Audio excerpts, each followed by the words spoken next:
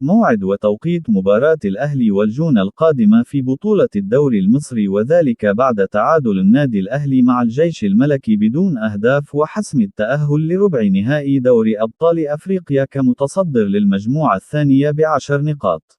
وسيلتقي النادي الأهلي مع الجونة في منافسات الجولة 18 من الدوري المصري يوم الخميس المقبل 19 فبراير في 9:30 مساء بتوقيت القاهرة، 10:30 بتوقيت السعودية، وقطر 11:30 بتوقيت الإمارات، على استاد القاهرة الدولي. وستذاع المباراة عبر قناة أون تايم سبورت.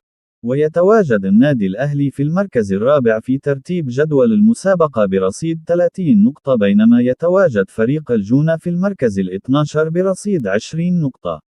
وسيلتقي النادي الأهلي بعد مباراة الجونة القادمة مع فريق سموحة في منافسات الجولة 19 من الدوري المصري يوم الاثنين 23 فبراير.